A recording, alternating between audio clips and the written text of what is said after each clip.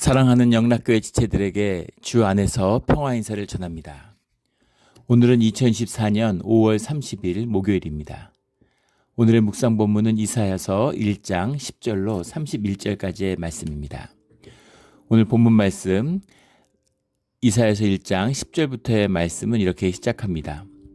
너희 소돔의 관원들아 여호와의 말씀을 들을지어다. 너희 고모라의 백성아 우리 하나님의 법에 귀를 기울일지어다. 충격적인 말씀이죠.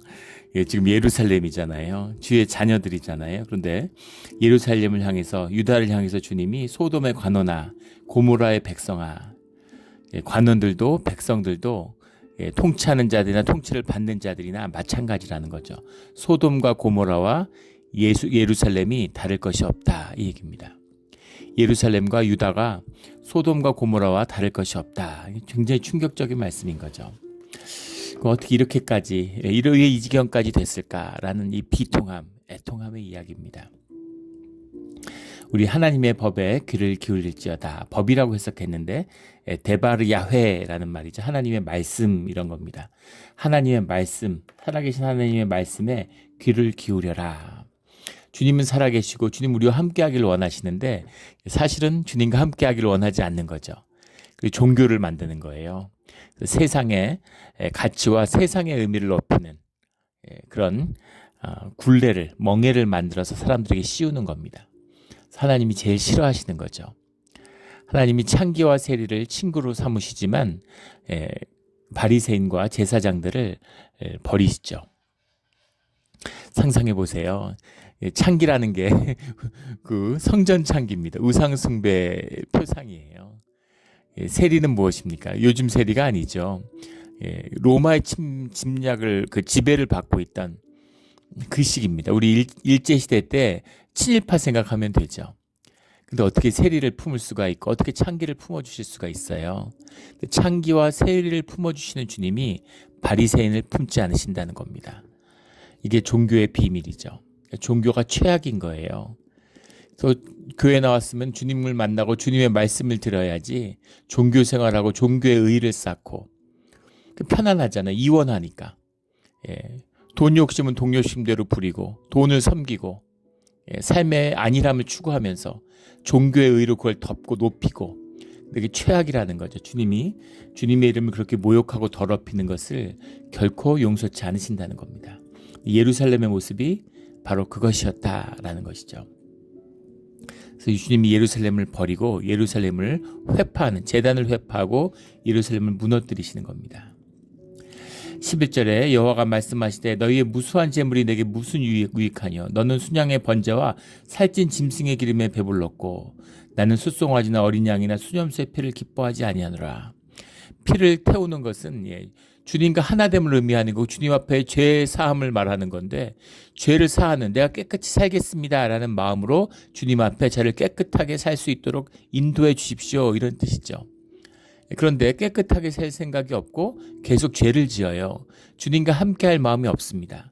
근데 주님을 함께하기 위해서 제사를 드리는 게 아니라 주님을 멀리하기 위해서 사실 주님을 차단하기 위해서 주님의 말씀이 우리를 차지하거나 구속하는 것을 끊기 위해서 제사를 드리는 것. 이게 종교잖아요.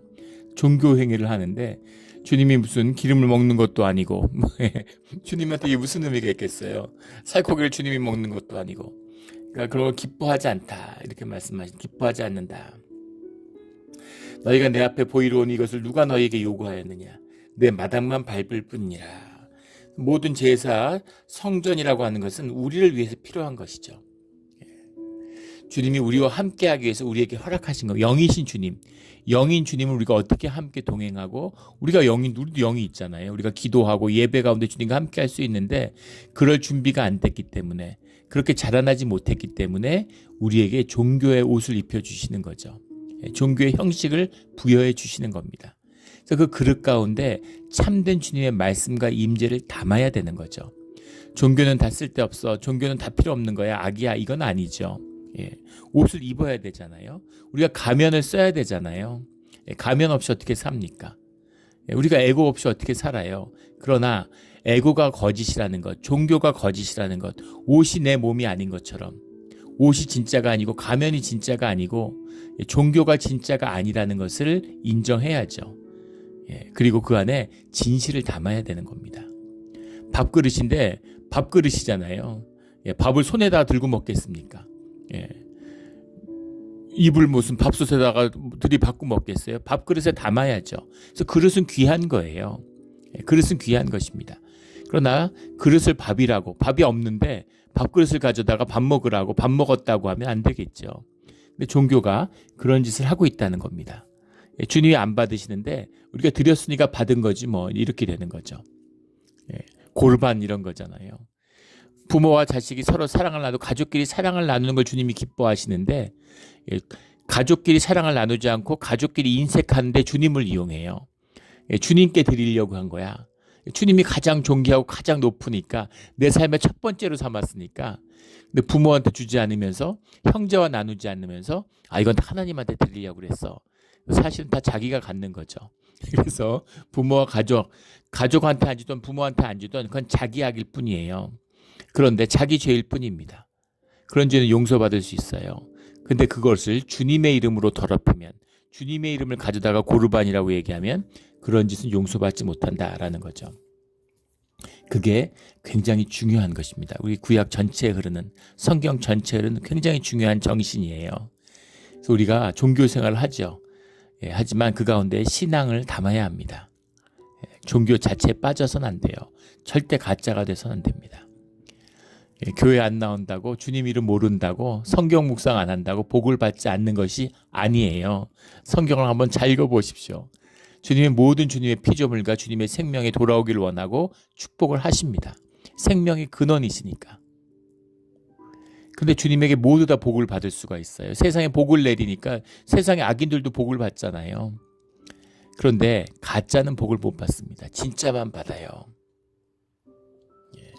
그래서 진짜가 돼야 되는 겁니다. 이게 생명의 비밀이죠. 너희는 내 마당만 밟을 뿐이라. 성전에 왔는데 그냥 흉내만 내는 거죠. 교회에 나왔는데 예배를 흉내내는 거예요. 그것도 종교가 굴레가 되고 멍해가 돼서, 또 종교가 그런 짓을 하잖아요. 사람한테 굴레와 멍해를 씌우죠. 그래가지고 막 교회 안 나오면은 무슨 큰일 날 것 같고, 하루 교회 빠지면 찜찜하고 이러니까, 그래갖고 와가지고 늦게 설교 시작할 때 들어오고, 그래가지고 그 축도할 때 나가고, 이런 거 예배를 흉내내는 거죠. 주님을 만날 진짜 예배라면 예배 시작하기 전에 와야죠. 미리 와서 주님 앞에 기도하고 마음을 내려놓고 주님 앞에 예배자로서의 준비가 돼야 됩니다. 그 예배를 마음을 열고 우리의 심령을 열고 받아들이는 거죠. 흉내내는 건 아무 소용없어요. 13절에 헛된 재물을 다시 가져오지 말라. 분향은 내게 가증히 여기는 바요. 월삭과 안식일과 대회로 모이는 것도 그러하니, 주님이 월삭과 안식일과 대회로, 이 대회라는 게 이제 주님의 어셈블리, 성회잖아요. 우리 예배 같은 겁니다. 예배 원형이죠. 분향하는 것, 제사 드리는 거를 가증히 여긴다. 주님이 이렇게 말씀합니다. 우상숭배로 여긴다. 우상숭배죠. 주님이 없으면 우상숭배죠. 기독교의 우상숭배, 십자가의 우상숭배죠. 십자가 예수님, 십자가의 길을 가지 않는데 십자가만 거창하게 걸어놔요. 막 엄청나게 막 대리석으로 만들어 산 위에 세워놓고, 이 우상이죠. 주님이 가증히 여긴다. 성애와 아굴러 악을 행하는 것을 내가 견디지 못하겠노라. 주님의 이름을 함께한다 그러면서 악을 행해요. 외식하고 가짜로 하고 예배를 흉내내고, 이거 주님이 못 견디겠다 이렇게 말씀하시는 거죠. 14절에 내 마음이 너희의 월삭과 정한절기를 싫어하나니, 사네아흐라는 말인데 hate 영어로 하면은 그냥 마음에 안 들어, 탐탁치 않아 이런 게 아니라 아주 증오하는, 견딜 수 없는, 너무너무 싫어하시는 거죠. 그것이 내게 무거운 짐이라 내가 지기에 곤비하였느니라. 곤비하였다, 굉장히 어려운 한자어를 썼는데, 닐레이티라는 말이, 닐레이티, 이그조스트, 임페이션트 영어로 이렇게 해서 그랬는데, 닐레이티라고 하는, 지쳤다. 내가 너무 그 짐을 지기가 너무 지쳤다. 이제까지 내가 지어줬는데, 주님이 예배 흉내내네, 가짜네 바로 떠나시는 게 아니라, 그래도 진짜로 돌아오기를, 마음이 회복되기를, 이런저런 이유로 밥 먹으러, 친구가 만나러, 외로워서 정보를 얻으려고 어떤 이유든 교회에 올 수 있죠. 우리 이민 오면은 교회 오시는 분들 계시잖아요. 근데 주님이 그런 걸 갖고 뭐라 그러시는 게 아니라는 거죠. 주님이 기다려 주시고, 다 그렇게 교회 나왔다가 교회 다니면서 주님의 말씀을 듣고 사람들 통해서 은혜를 받고 이러면서 마음이 열리고 주님을 만나게 되는 거잖아요. 그런데 주님이 이제는 못 기다려 주겠다, 이제 이런 말씀인 겁니다. 곤비라는 게 어려운 한자인데 이게 참 그 한자를 보면 재밌어요. 고단할 비, 곤비입니다. 곤할 곤자는 그 입구자 안에다가, 입구자 안에, 그 틀 안에다가, 네모 안에다가 나무 목자를 썼죠. 나무를 상자 안에 가둬놨으니까 얼마나 이게 곤혹스럽겠어요. 나무가 뿌리 내리지도 못하고 위로 자라나지도 못하고 옆으로 퍼지지도 못하고 나무 상자 안에다가 나무를 가둬놓은 거, 이게 곤할 곤자죠. 고단할 비도 재밌습니다. 가출비자인데 가출비자 밑에다가 마음 심자를 붙인 게 고단할 비자죠. 마음으로 항상 레디가 돼 있는 겁니다. 항상 긴장해 있고, 우리 무슨 5분 대기죠, 군대 이런 것처럼 군복 다 입고 철모 입고 총 들고, 그리고 침상에 밤만 기대 갖고 이렇게 자고 있는 거죠. 대기하면 잠도 그렇게 자고 신발 다 신고 출동 준비가 돼 있는. 그렇게 준비가 되어 있는 거예요. 항상 마음의 레디가 돼. 얼마나 피곤하고 스트레스가 많겠습니까? 고단한 거예요. 그걸 뭐 가끔 해야지 계속 5분 대기죠 1년 내내 하면 어떻게 하겠습니까? 고단할 비자. 저는 이게 한자가 재밌죠. 기가 막힙니다. 그래서 곤비한 겁니다. 더 이상 견딜 수가 없는 거예요. 15절에 너희 손을 펼 때 내가 내 눈을 너희에게서 가리고 너희가 많이 기도할지라도 내가 듣지 아니리니. 손을 펼 때라는 건 유대인들이 우리 손을 들어 찬양하는 모습, 그런 모습으로 기도했습니다. 우리가 예배 드릴 때 마지막 찬양할 때 손 들고 찬양하잖아요. 이렇게 두 손을 번쩍 들고서 그렇게 기도하는 겁니다. 이 전통적인 기도 방식이에요. 그게 점점 오그라들어 가지고 손을 잡고 하다가 이렇게 내리고 하고 이렇게 이제 이렇게 된 거죠. 옛날에는 손을 들고 기도를 했습니다. 이 시대에는 손을 들고 기도할지라도 내가 듣지 않는다. 너희의 손에 피가 가득함이라. 피를 씻지 않고 손에 피를 묻힌 채로 손을 들고 기도하느냐. 손에 피를 묻혔다라는 건 이제 억울한 죽음을 봤다는 거죠. 부정한 모습으로 주님 앞에 나왔다는 겁니다. 그런데 기도한다고 그러는데 그런 기도 내가 안 들어, 이런 말씀인 거죠. 16절에 너희가 스스로 씻으며 스스로 깨끗하게 하여. 씻다라는 말이 이제 라하츠라는 말인데 이건 말 그대로 씻는 겁니다. 정결하게 씻어내는 거예요. 정결함의 의미가 얼마나 중요한 건가를 우리 고린도전서 5장 말씀으로, 지난 주일 말씀으로 나눴죠. 정결함입니다. 정결함이 신앙의 능력이에요. 말씀의 능력이 정결함이 있다. 앞에 씻으며라는 거는 이제 그 와시의 뜻이고, 뒤에 스스로 깨끗하게라는 것, 하시루라는 말인데 이건 제거한다는 말입니다.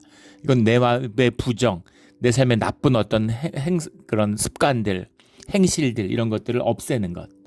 그런 거죠. 거룩해 하는 것이죠. 스스로 씻으며 스스로 깨끗하게 하여. 주님이 씻겨주시고 주님이 깨끗하게 해주시지, 주님이 해주실 목도 있고 우리가 해야 될 목도 있는 거죠. 그 두 개가 만나는 거예요. 그 두 개가 만나는 겁니다.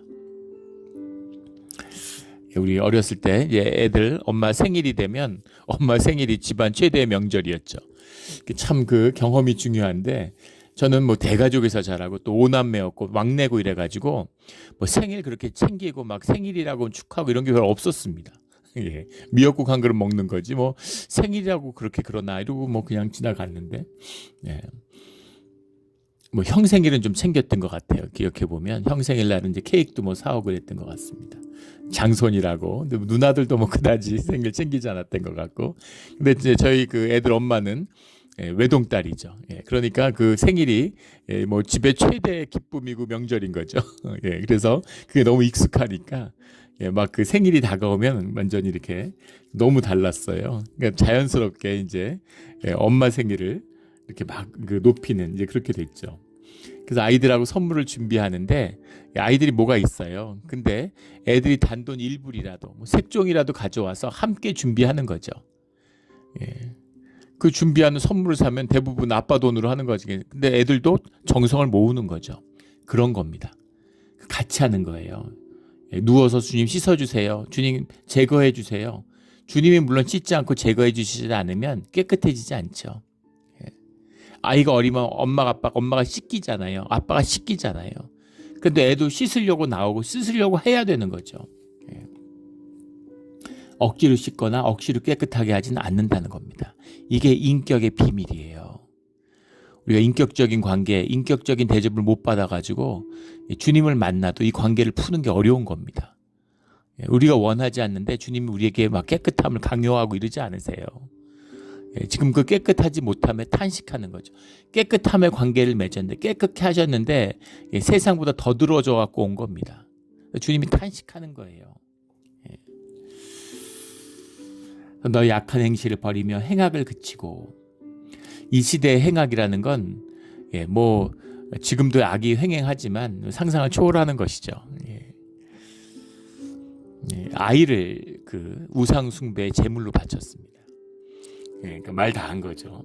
예루살렘에서, 예루살렘 안에서 한 건 아니지만 예루살렘의 그 바로 성벽 밖에서, 남측 성벽 밖에서 예수님이 십자가에 못 박힌 그 골고다 언덕 거기서 아이를 우상의 제물로 바쳤죠. 이런 짓을 하니까 주님이 너희는 안 되겠구나, 이렇게 된 거죠. 거의 예루살렘에 대한 결론으로 나오는 겁니다. 17절에 선행을 배우며 정의를 구하며 학대받는 자를 도와주고 고아를 위하여 신원하며 과부를 위하여 변호하라 하셨느니라. 이게 주님의 말씀이죠. 근데 이 말씀이 기가 막혀요. 선행을 배우며, 림두라는 말인데 이게 이제 뭐 배운다는 런의 의미도 있지만 엑서사이즈입니다. 선행을 엑서사이즈 한다는 게 무슨 말일까요? 우리가 선행을 하지 못하는 거예요. 내가 좋은 뜻으로 내가 선행을 해야지. 그럼 선행이 되나요? 선행이 안 됩니다. 우리 그 오펜하이머 뭐 이런 아메리칸 프로메테우스라는 책이 유명한 베스트셀러가 있죠. 그걸 이제 영화로도 만들어져 가지고 오펜하이머라는 영화가 나왔는데, 미국에 핵폭탄을 만든 사람이죠. 독일계 유대인입니다. 미국에 와가지고, 미국 사람이죠. 미국에서 이제 태어나서 자랐으니까. 미국의 영웅이죠, 사실은. 그 맨하탄 계획을 성사시키고 성공시킨 영웅입니다. 물론 그 아이디어를 이제 준 건 아인슈타인이지만은 이제 그거를 실무적으로 모든 것을 이제 이끌었던 건 오펜하이머죠. 근데 오펜하이머가 정말 그때는 나라를 구하겠다는 뜻으로 했죠. 그런데 핵탄두가 좋은 뜻으로 만들었어요. 거기 나온 학자들이 무슨 문제가 있습니까?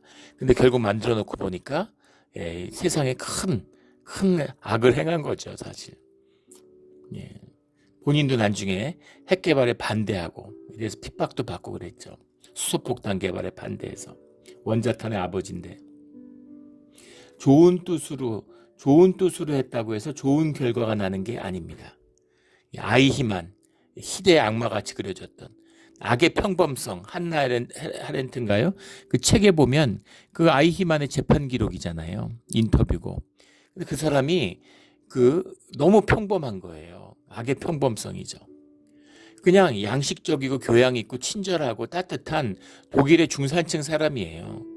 열심히 나라가 시키는 대로 가가지고 자기 한 일을 열심히 국가에 충성하고 나라에서 원하는 걸 열심히 충성해서 한 거죠. 근데 그 유대인의 대학살이었습니다. 수백만 명을 죽여야 되니까 그게 얼마나 치밀하고 계획이 있고 운송부터 시작해서 모든 게 일이 많겠어요. 근데 그 일을 기술적으로 잘 수행을 한 겁니다. 사람을 만나보니까 뭐 특별히 악행을 하려고 하던 의도나 사람이 악하거나 이런 게 없어요. 근데 악을 행하는 거죠. 이것이 세상의 비밀입니다. 무슨 내가 막 악하고 내가 악한 일을 하고 말 거야, 이런 피조물은 없다는 거, 이런 생명체는 없다는 겁니다. 주님 안에 있지 않으면, 주님의 선과 연합하지 않으면 우리의 모든 행동은 결국은 악으로 귀결되게 돼 있어요. 이게 선행의 본질입니다. 그래서 우리는 선행을 행하는 게 아니라 선행을 배우는 거죠. 선행을 엑서사이즈 하는 겁니다. 주님 안에서. 주님의 뜻에 따라. 우리가 이해가 안 돼. 이걸 뭐하러 하지? 이게 무슨 의미가 있지? 근데 그 일들이 주님과 연합해서 결국은 선행을 이루는 거죠. 이것이 신앙의 참된 뜻이라는 거예요. 뒤에 나온 것도 마찬가지. 정의를 구하며 정의를 행해야지. 정의를 구하면 어떡합니까? 인간이 정의를 행할 수가 없어요. 주님 안에서 정의를 구하는 겁니다. 주님의 말씀을 들어서 선행을 배우는 것이죠. 이 깊은 의미, 이거 굉장히 기가 막힌 뜻이죠. 우리 늘 선행을 배우며 정의를 구하는 주님 안에서 우리 모두가 되기를 주의 이름으로 축원합니다. 예. 근데 그 앞에 나오는 선행을 배우고 정의를 구하며라는 건 주님 안에서 이루어지는 일이죠. 다른 것도 마찬가지겠지만 고아를 신원하고 과부를 변호하는 것은 그것은 주님의 뜻으로 명백히 드러난 거예요. 이거는 주님이 선행이야. 이거 해. 그거 하면 되는 겁니다. 근데 여기 말하는 과부의 의미가 뭐겠어요? 고아가 뭐겠어요? 약자죠. 약자를 도우라는 겁니다. 가난한 자를 도우라는 거예요. 이것이 주님이 기뻐하시는 뜻이다라는 겁니다. 주님의 나라에는 가난한 자가 없다고 말씀하셨죠. 이게 주님의 깊은 비밀이죠. 우리 주님 안에서 늘 선한 일들이 이루어지는, 약한 자를 돕는, 가난한 자가 사라지는 그런 주님의 나라가 우리 가운데 임하는 그런 우리의 신앙의 길이 되기를 주의 이름으로 축원합니다. 18절에 너희의 죄가 주홍 같을지라도 눈과 같이 희어질 것이요 진홍같이 붉을지라도 양털같이 희게 되리라. 흰색의 대조로 이제 붉은색, 진홍빛, 주홍빛 이런 붉은색이 나오죠. 붉은색 빛이라고 하는 것은 붉은색이 이제 바벨론의 상징이기도 하고 상징색이기도 하고, 붉은색이라고 하는 것이 세상의 상징이기도 하고 또 이제 마귀의 상징이기도 하죠. 또 부귀의 상징이기도 합니다. 재밌죠. 그런데 무엇보다도 피의 상징이잖아요. 피를 흘리는 거 주님이 좋아하지 않으시죠. 그래서 인간의 피를 흘리지 않기 위해서 짐승의 피를 흘린 건데, 근데 인간이 피를 계속 흘리는데 짐승의 피를 가지고 가서 태워요. 주님이 못 참겠다, 이건 못 견디겠다 이렇게 말씀하시는 거죠. 그런데 너희의 그 피해 같은 죄, 그 죄를 양털같이 희게 만들겠다, 주님이 이렇게 말씀하시는 겁니다. 우리가 고아와 과부를 돕는다고 해서 그게 무슨 의의가 돼가지고 우리가 희어진다는 얘기가 아니죠. 그런 마음, 그런 선한 목적을 가지고 주님과 함께하기를 원하면 주님이 우리를 덥석 끌어안아서 우리를 희게 만들어 주시겠다, 이런 약속입니다. 부모 마음이잖아요. 부모 마음이잖아요. 한국에 저희 이제 조카가 있는데, 그 조카가 그 이제 대학생인데 대학을 갔는데 얘가 사진 찍는 걸 좋아한대요. 근데 요즘에 뭐 최신 무슨 미러리스 이런 카메라 이런 게 그게 이제 몇천 불 하죠. 한국에서 몇백만 원 합니다. 그거를 이제 사진 좋아하니까 그걸 갖고 싶은 거죠. 그런데 얘가 뭐 사진 전공도 아니고 그 경제학과 학생인데, 그러니까 이제 안 사주죠. 돈도 없고 사고는 싶은데. 그러니까 얘가 이걸 사고 싶어가지고 아르바이트를 하는 거예요. 아르바이트를 했다 그러더라고요. 그래서 떡집에서 아르바이트를 하는데, 떡집에서 떡을 뺏는 아르바이트를 하는데 그게 이제 명절 때는 일이 많잖아요. 그러니까 떡을 막 하는데 밤새도록 24시간 떡을 뽑는답니다. 근데 밤에 일을 하면은 훨씬 더 돈을 많이 준대요. 그렇겠죠, 당연히. 밤에 힘들고 밤에 이제 누가 일하려고 그러겠습니까? 그래서 얘가 이제 철야로 밤에 가가지고 이제 초저녁부터 가서 밤새도록 떡 뽑는 집에서 일을 하니까 돈을 많이 모았다는 거예요. 그래서 자기가 그 돈을 모아가지고 카메라를 샀다 그러더라고요. 그래서 제가 깜짝 놀랐습니다. 떡집에서 일한다고 그걸 그 돈을 얼마나 모았길래 카메라를 샀을까? 그리고 놀랐더니 나중에 이제 어머니죠. 얘한테는 우리 조카한테 할머니죠. 그 통화하다가 참 대단하다. 어떻게 그 떡집에서 일을 해가 돈을 모아서 그 비싼 카메라를 샀냐? 그러니까 저희 어머니가 이제 할머니가 막 웃으시는 거예요. 야, 떡집에서 일해갖고 무슨 카메라를 어떻게 사니 걔가, 그러면서 걔가 떡집에서 일하면서 돈을 이제 모으고 있다고 그래서 할머니가 사주셨다는 거예요. 그런 거죠. 뭐 카메라가 뭐 300만 원이다. 근데 네가 한 30만 원만 모으면, 한 10만 원, 20만 원, 30만 원 모으면 사주고 싶은 거죠. 사주고 싶어서 못 견디는 겁니다. 어떻게든 사주고 싶고, 사실 그냥도 사줄 수 있는데 그냥 사주는 게 애한테 좋지 않다는 걸 아는 거죠. 그렇게 아무 유익이 안 된다는 걸 알아요. 네 삶에 책임을 지고 네가 땀 흘려서 네가 번 돈으로 사야 그게 의미가 있고 귀하고 너에게 소중한 것이다. 그래야 믿게 된다라는 걸 아는 거죠. 그래서 일을 하는 거, 떡집에서 일을 하는 거를 칭찬하고 기다리는 거예요. 하지만 그걸로 언제까지 뭐 떡집에서 뭐 몇 년 일하겠습니까? 뭐 1년 내내 하겠어요. 이거 떡집에서 아르바이트 해고 어떻게 사요? 사주고 싶은 거죠. 어떻게든 사주고 싶은 거예요. 그 마음을 아니까. 얼마나 원하는지 아니까. 바로 이것입니다. 우리가 깨끗해지지 못해요. 우리가 선행을 아무리 해도 우리가 지은 악행이 산같이 쌓여 있는데 우리가 매일 쓰레기를 쏟아내는데 거기서 휴지 몇 개 주웠다고 이게 뭐가 해결이 되겠어요?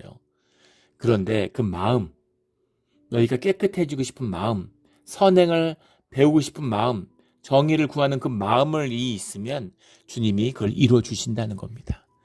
와서 덥석 끌어안으시는 거죠. 아, 네가 진짜 이걸 원했구나. 네가 진짜 이거 하고 싶었지. 그래, 내가 이거 해주고 싶었어. 이러고 그 정의와 공의를 주님이 이루어 주신다.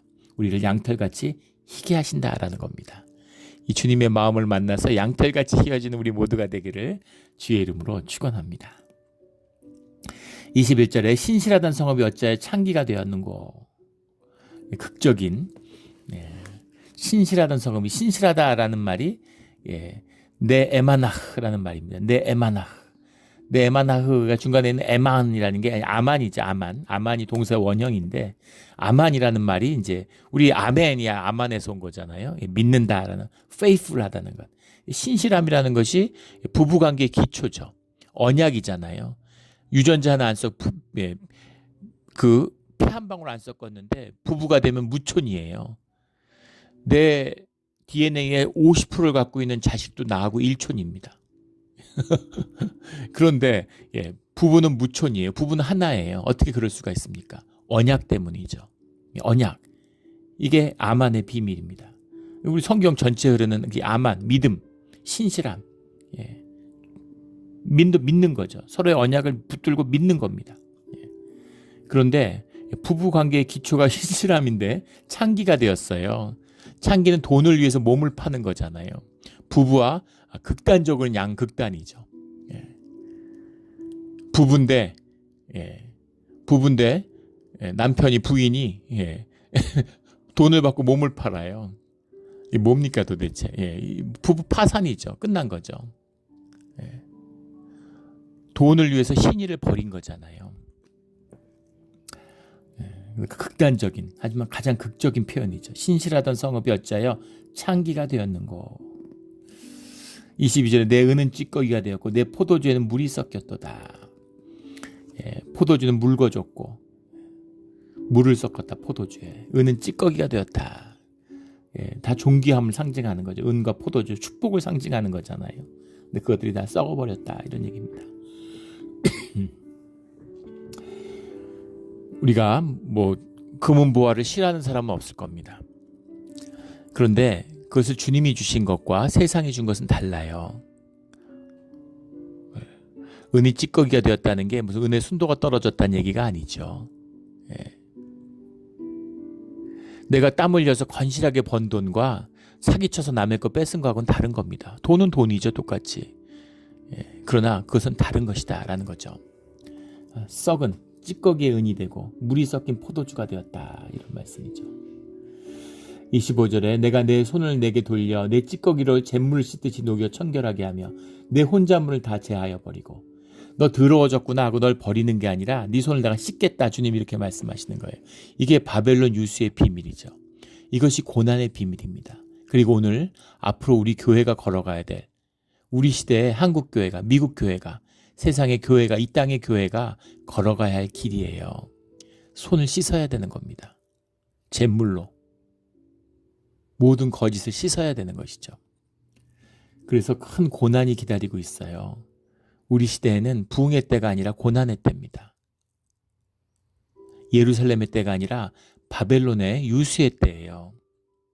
그래서 남은 자만이, 정결한, 순결한 믿음을 가진 자들만이, 고난 가운데 주님을 따라가는 남은 자들만이 교회를 지키게 되는 것입니다. 그래서 이제는 사람 많이 모으고 돈 모으고 무슨 이벤트하고 이런 거 아무 의미 없습니다. 정결한 진짜 교회로 거듭나는 게 가장 중요한 거예요. 남은 자의 역사를 이뤄내야 되는 겁니다.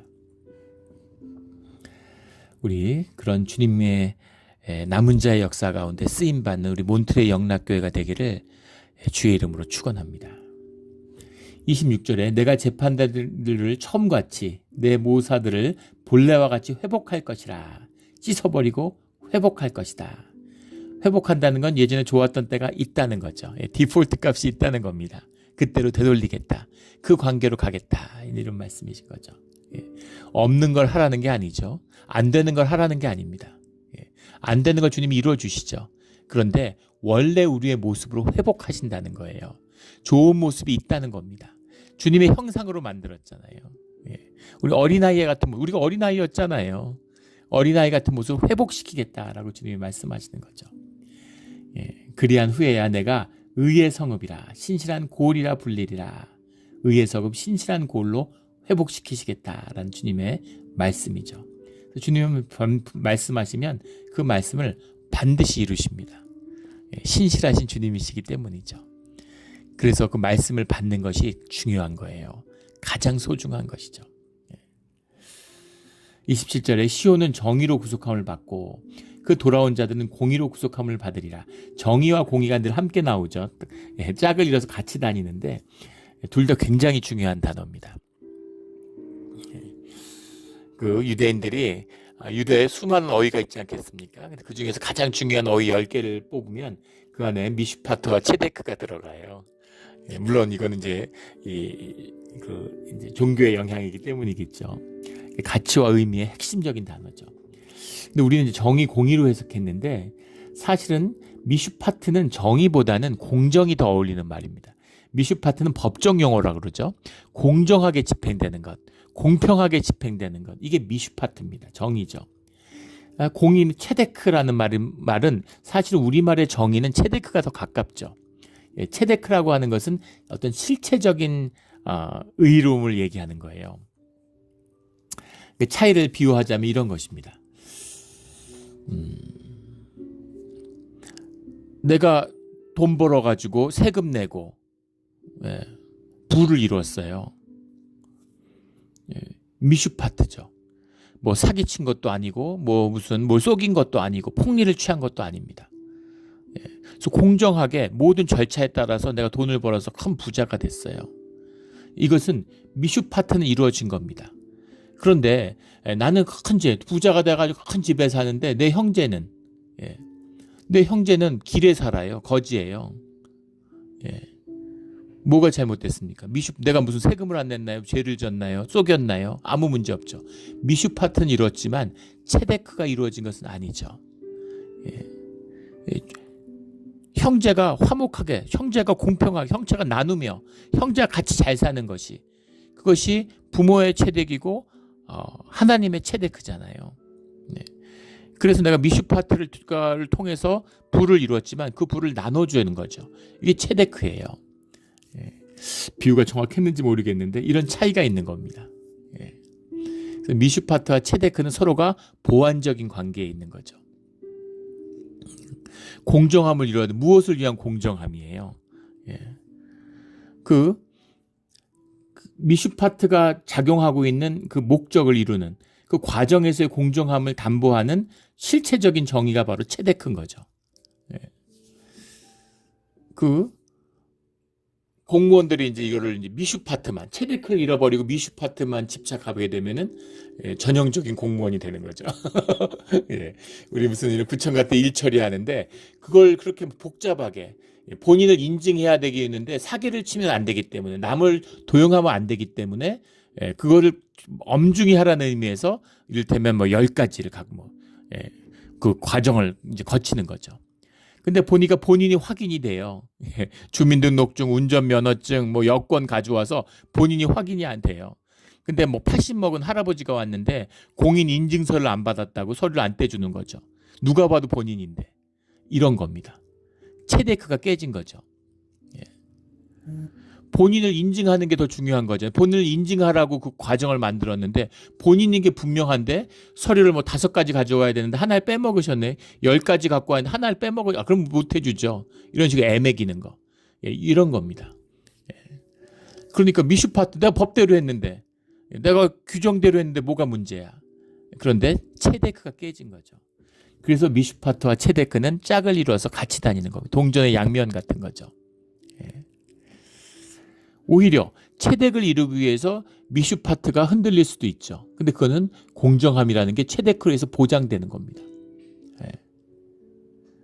이렇게 무슨 기근이 져서 쌀을 이렇게 떠주는데 예, 이렇게 막 아프고 너무 이제 더 불쌍하고 가난하고 그래가지고 한 바가지씩 줘야 되는데 이 사람 너무 안 된 거예요.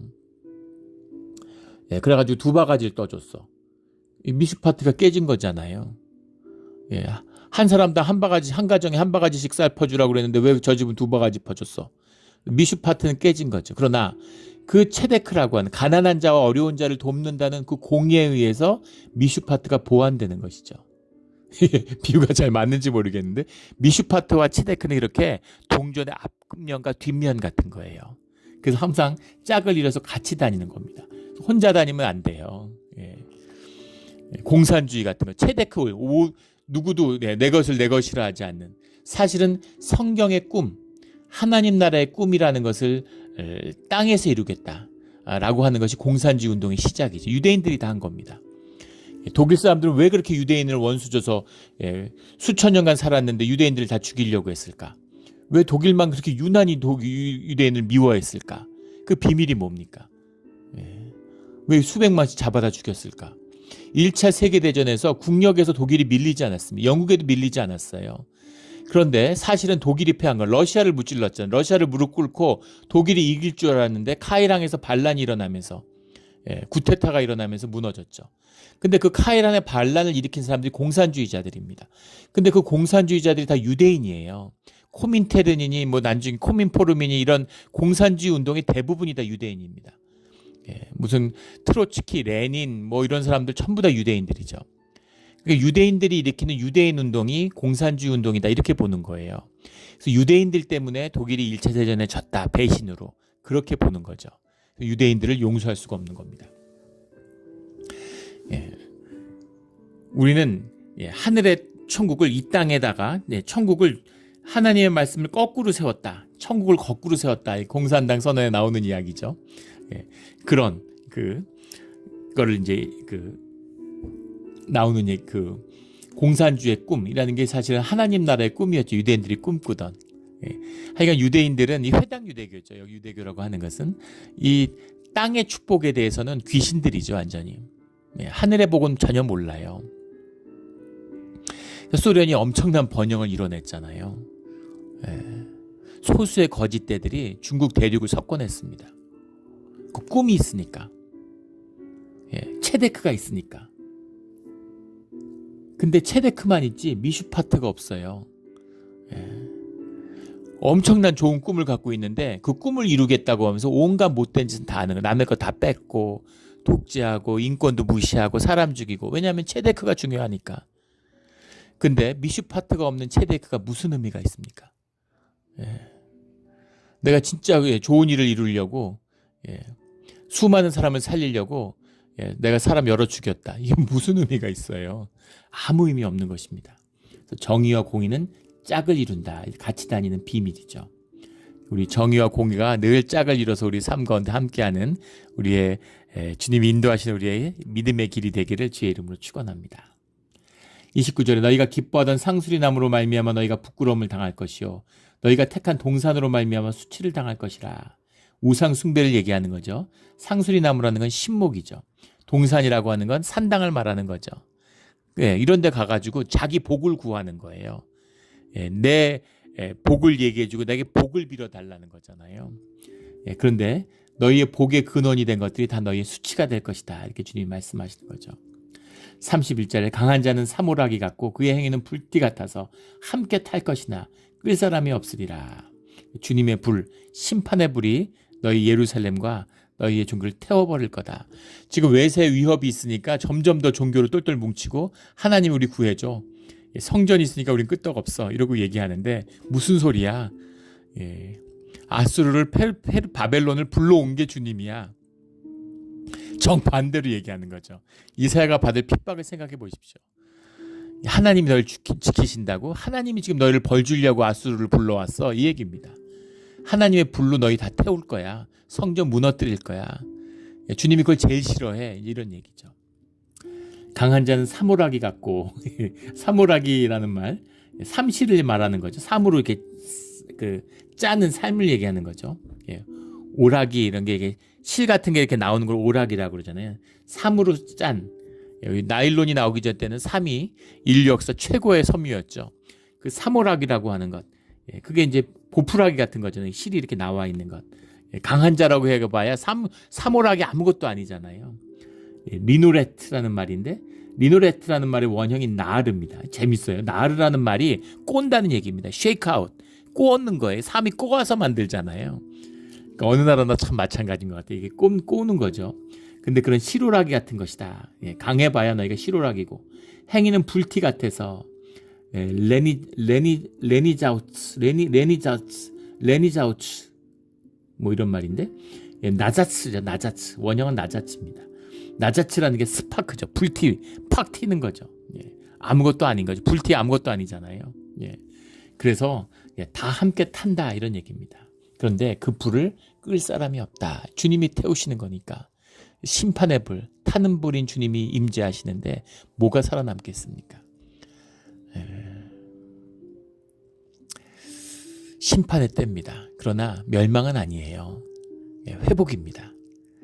주님의 이 깊은 말씀의 뜻을 깨달아 돌이키는, 복음을 만난 자로서 복음으로 돌이키는 그런 우리의 믿음의 자리, 우리의 교회, 우리 기독교가 되기를 주의 이름으로 축원합니다. 예수 그리스도의 이름으로 축원합니다. 아멘. 기도드리겠습니다. 하나님 아버지 감사합니다. 주님 귀한 말씀입니다. 너무 아픈 말씀입니다. 하지만 몸에 좋은 약이 입에 쓰듯이 너무 아프지만 이것이 우리를 살리는 생명의 말씀임을 압니다.